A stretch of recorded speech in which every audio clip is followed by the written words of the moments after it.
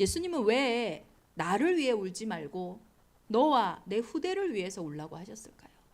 그 첫 번째 이유는요, 예수님의 십자가 사건이 제자들에게는요 문제였어요. 슬픔의 이유였거든요. 그런데 그 문제가 사실은 진짜 문제가 아니기 때문에 울지 말라고 한 거예요. 저와 여러분이 울며 불며 붙잡고 있는 그 문제가 사실은 진짜 문제가 아닐 수 있어요. 우리는 십자가의 길이 고난의 길이고 문제다, 어려움이다 이렇게 생각하지만 그 문제는 사실은 응답을 받는 유일한 길이었잖아요. 사실은 그게 문제라고 생각했기 때문에 제자들이요 3년이나 예수님과 함께 했으면서도 예수님을 떠나서 도망쳤잖아요. 십자가의 본질을 전혀 알지 못했던 거죠. 두 번째 이유는요, 진짜 우리가 울어야 되는 문제가 따로 있기 때문이에요. 예수님이 이상한 말씀을 하셨잖아요. 잉태하지 못한 이와 해산하지 못한 배와 먹이지 못한 젖이 복이 있다. 다산과 많은 자녀들이 축복이라고 생각했던 당시의 시대관에서는요 절대 이해되지 않는 말이었거든요. 이번 한 주간 우리 대정인만의 온 교회가 나를 위해 울지 말고 예수님을 위해 울지 마라. 우리가 진짜 문제라고 생각하는 그 문제가 사실은 가짜 문제다. 그 길은 고난의 길이 아니고 문제의 길이 아니고 능력의 길이고 영광의 길이고 사실은 축복의 길이에요. 착각하지 말고 가짜 문제로 울지 말고 진짜 다가올 문제, 진짜 시급하게 생각해야 할 그 문제로 울어라라는 거예요. 이사야 59장을 통해 이번 한 주간 우리가 찾고 누려야 할 중요한 미션인 줄 믿습니다. 그래서 문제를 바르게 진단할 수 있어야 돼요. 예수님이 십자가에 못 박힐 때 많은 사람들이 예수님을 조롱했어요. 오늘 누가복음 23장 본문에 봤더니요, 아니 당신이 만약에 그리스도고 하나님이 택한 자이면 자기도 구원 못하면서 이렇게 예수님의 십자가 사건을요 조롱하고 유대인의 왕이라고 오히려 막 그것을 비웃었어요. 정말 이 예수가 그리스도인데 어떻게 십자가에 못 박히냐, 그들의 육신의 눈만 가지고 있는 당시의 지도자들과 사람들은요 절대 이해하지 못한다니까요. 그러니까 예수님이 자기가 하는 짓이 뭔지도 모르고 있다 이렇게 얘기하시거든요. 우리도 우리의 문제 앞에서 이렇게 착각해요. 사건 앞에서 예수가 그리스도 모든 문제 해결자라더니 이 문제는 해결이 안 되나 보다. 사실은요 내가 염려하고 걱정한다는 거는 예수 그리스도를 비웃는 거거든요. 조롱하는 거거든요. 이 문제는 안 되는구나. 오늘 이사야서 59장 본문에 봤더니요, 여호와의 손이 짧아 구원하지 못하심도 아니요 귀가 둔하여 듣지 못하심도 아니라. 이 문제가 해결 안 되는 거 아니다. 사실은 너희의 죄악이 너희와 너희의 하나님 사이를 갈라 놓았다. 너희의 죄가 그의 얼굴을 가리어 너희에게서도 듣지 않으시게 하심이라. 그래서 그 길에는요 뭐가 없냐, 평강을 알 수가 없다고 했고, 그러니까 그 문제 속에서요 나에게 평안이 없고 강한 마음이 없는 거예요. 성경은 오직 우리의 죄악이 우리와 우리 하나님 사이를 갈라놓았고 우리의 죄가 우리를 가리어서 듣지 못한다고 얘기하고 있어요. 이것이 영적인 문제예요. 영적인 문제가 다른 문제가 아니에요. 내 인생의 문제는 육신의 문제가 아닙니다. 진짜 육신의 문제라면요 왜 노력해도 해결이 안 됩니까? 왜 도전해도 늘 제자리 걸음이냐는 거예요. 그래서 다른 것을 할 수 없으니까 우리가 그 문제 앞에서 맨날 우리가 할 수 있는 것만 하잖아요. 그게 원망이고 그게 불평이고 그게 핑계예요. 그러면서 스스로 상처받고 상대에게 상처 주고 무너지는 거잖아요. 할 수 있는 게요 그거밖에 없으니까요 육신 싸움을 하는 거예요.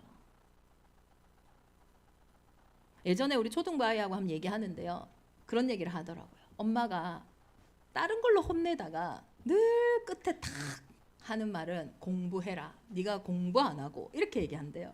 아니 다른 걸로 혼내다가 꼭 끝에 하는 말이 그 말이래요. 그러면 사실 다른 게 관심 있었던 게 아니라 그 공부 안 한다 요거에서 사실은 많은 생각이 이제 한 가지부터 시작된 거죠.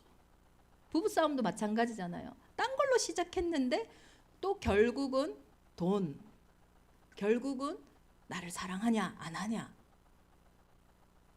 아니 출발 싸움의 시작은요 달라요. 다른 것 때문에 분명히 싸웠는데 그 안에 진짜 이유는 나중에 나오는 거 있죠. 그런데 더 중요한 게 있습니다. 그 눈에 보이는 이유보다요 더 보이지 않는 실제 근본의 문제는 따로 있다라는 거예요.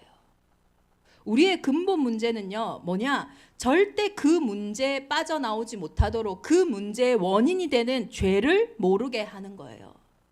그게 사단의 실체라니까요.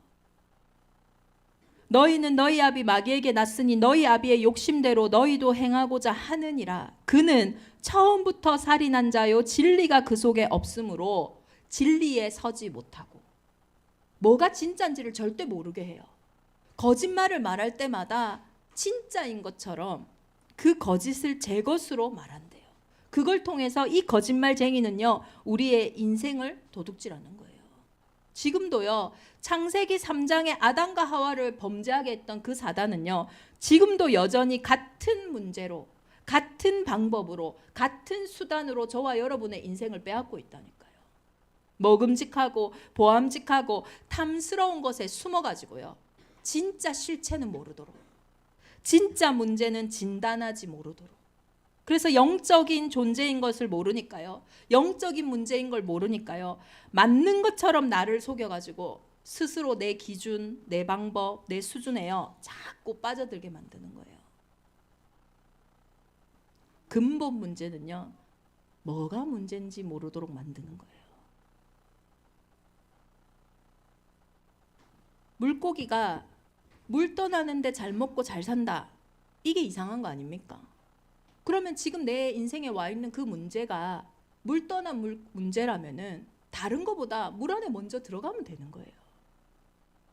그럴 수밖에 없는 상태가 내게 있다면은 그 문제 속에 낙심하고 괴로워하고 고통할 것이 아니라 물 안으로 들어가면 된다니까요. 그게 은혜잖아요. 근데 그것만 못하도록 다른 문제 붙잡고 다른 거 붙잡고 계속 물 밖에서 원망하고 핑계하고 불신앙하며, 그 불신앙이 우리의 눈을 가리고 우리와 하나님 사이를 갈라놓잖아요.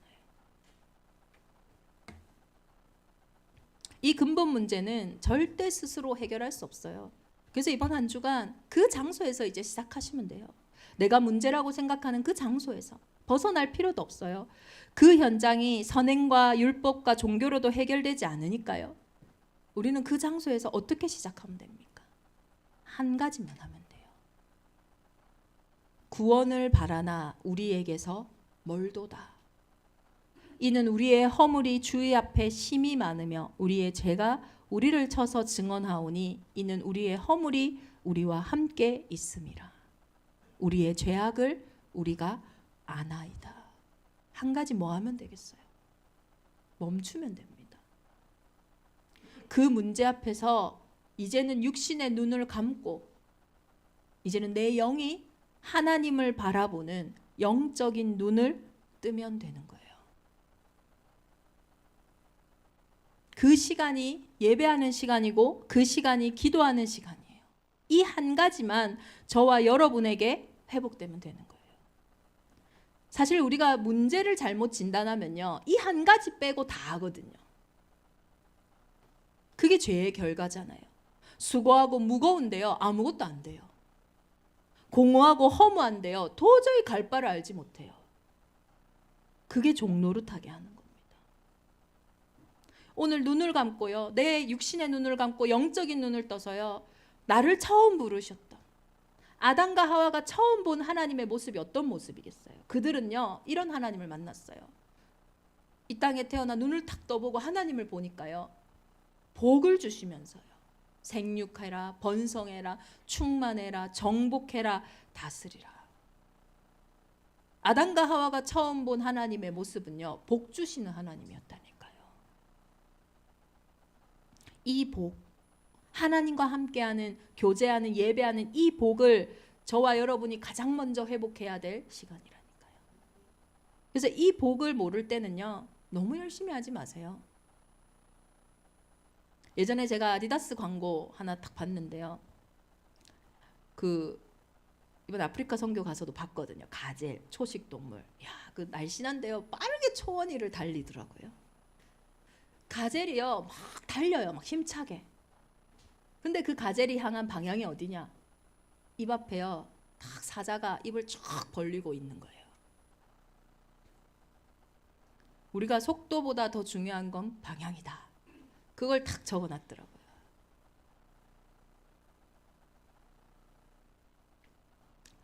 반복되는 문제 속에 우리는 계속 방향 잡기도 전에 내 수준으로 내 방법으로 두려우니까, 염려되니까, 걱정되니까, 시급하니까 막 달려갑니다.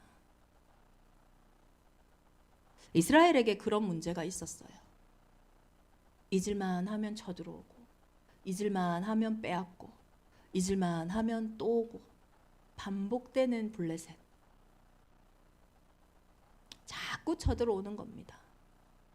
국력도 키워보고, 외교도 해보고, 온갖 걸 다 해봐도요, 안 되는 거예요.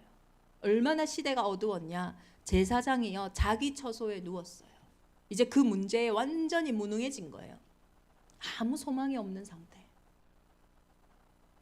그때요, 방향을 아는, 육신의 눈을 멈추고 감고 영적인 눈을 뜬 한 사람, 사무엘이 등장한 거예요.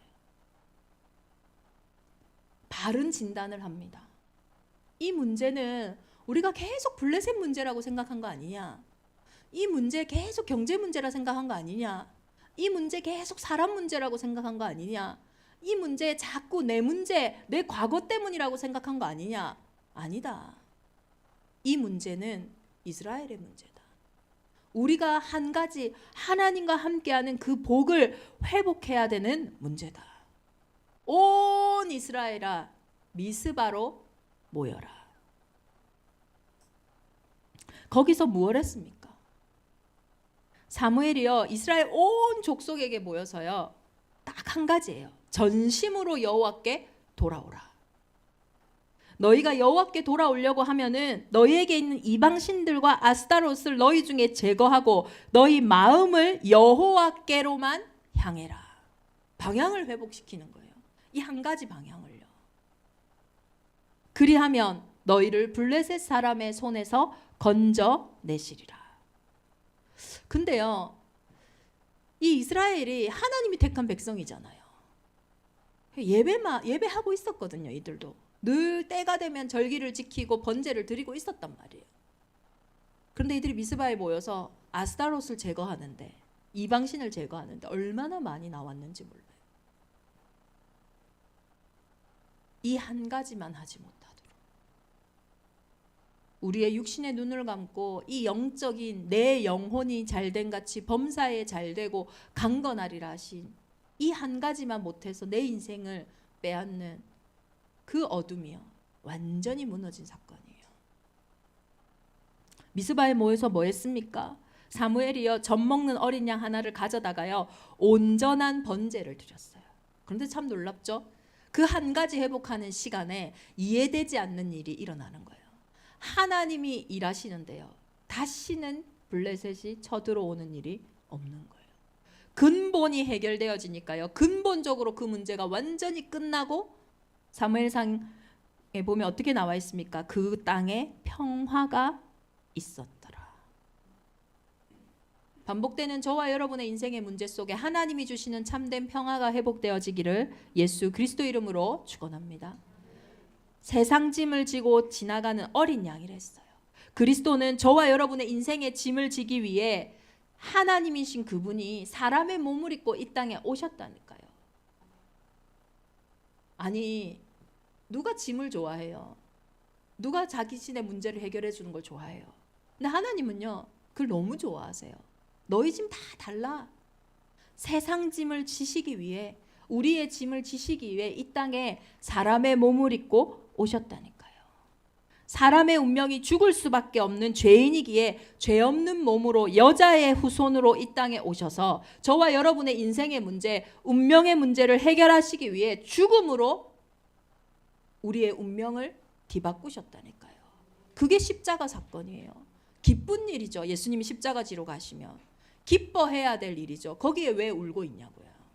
저와 여러분의 인생의 문제가 다른 문제가 아니라 예수가 그리스도여 모든 문제를 끝났다는 걸 확인하는 일인데 기쁜 일이죠. 감사한 일이죠. 죽음의 권세를 잡은 자 마귀를 이기셨다라는 증거로 지옥 권세를 이기시고 3일 만에 부활하셨어요.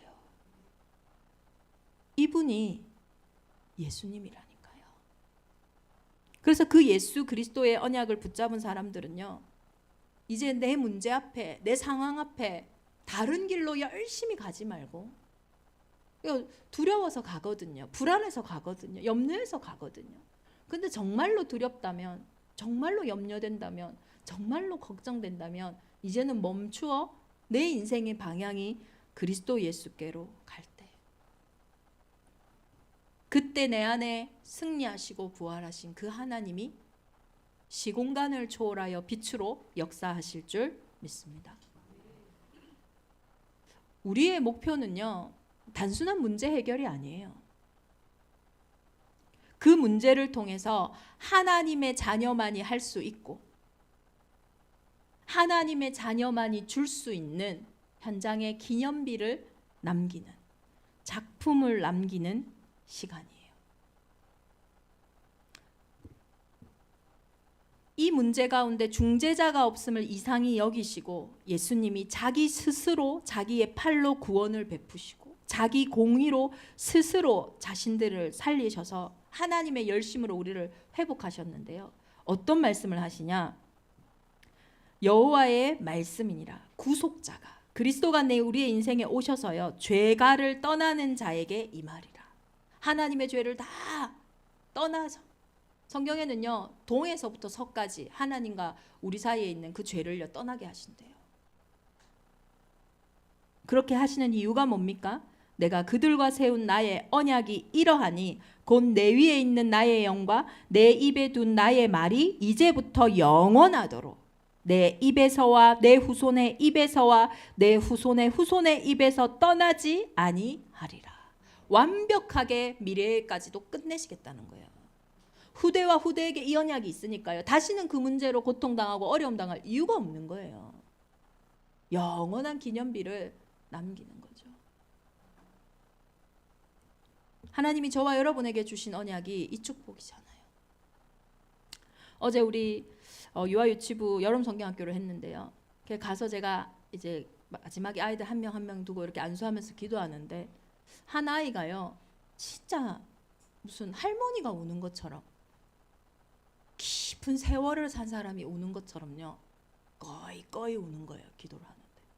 그래서 전 처음에 김영욱 장로님 앞에 계셔, 장로님이 저렇게 우시나? 근데 이쪽에서 나는 게 아니라 이 아이한테서 나는 거예요. 어린아이가 우리는 무엇을 알까 싶잖아요. 영적인 존재는요, 하나님 떠난 그 상태의 수고하고 무거움, 죄인으로서 와 있는 그 두려움과 공포, 지옥 권세의 종노릇은요, 어린아이라고 없는 게 아니에요. 그 근본이요, 같다니까요. 오늘 아침에 한 장로님이 이번 주에 이제 스케줄을 물으시면서 한 현장을 가자 하시더라고요.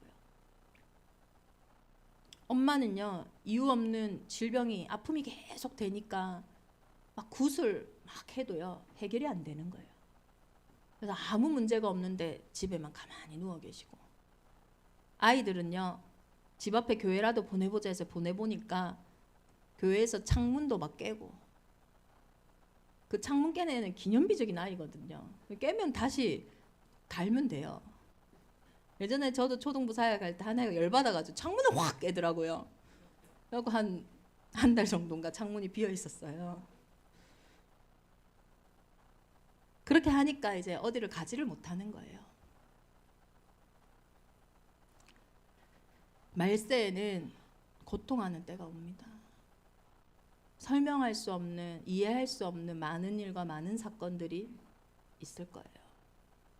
근데 그 일은 복음이 부족해서 되는 일이 아니고 복음만이 답이기 때문에 필요한 현장이라는 거예요. 저와 여러분 앞에 있는 그 현장과 그 문제를 통해 하나님은 후대와 후대의 입에게 전달되어질 언약의 기념비를 남기실 거예요. 이스라엘 민족이 도저히 사람의 힘으로는 넘어설 수 없는 요단강 앞에서 언약궤를 따라 그 현장을 건넜어요. 그런데 하나님이 그들에게 얘기하세요. 지파의 수대로 기념비를 세워라. 훗날에 우리의 후대들이 이 돌이 뭐냐고 묻거든 하나님께서 하신 일, 구원의 그 출애굽의 역사와 그 광야에서도 먹이시고 입히셔서 하나님은 언약대로 약속하신 대로 가나안에 우리를 들이셨다는 그 언약을 전달해라. 요단과 같이 우리 인생 앞에 많은 장애물이 있습니다. 그것 때문에 울지 마세요. 그것은 우리의 기준을 바꾸는 일이요. 그것은 늘 육신적으로 틀린 방향으로 가는 우리의 수준을 하나님이 처음부터 주신 그 영적인 서밋으로 바꾸는 일이요. 그리고 그 일은 내 입에와 내 후대의 후대의 입까지 전달될 하나님의 기념비 작품이 남을 일임을 우리 온 교회가 기억하는 참된 눈물이 회복되어지기를 예수 그리스도 이름으로 축원합니다. 그래서 하나님이 가장 원하시고 기뻐하시는 것은 복음 지속이에요.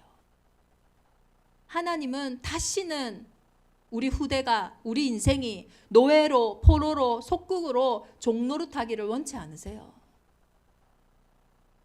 야, 이 복음이 답이니까 이거 붙잡아라, 이게 아니에요. 왜 복음을 지속하길 원하시냐? 그 빛이 있을 때만 어둠이 떠나가니까요.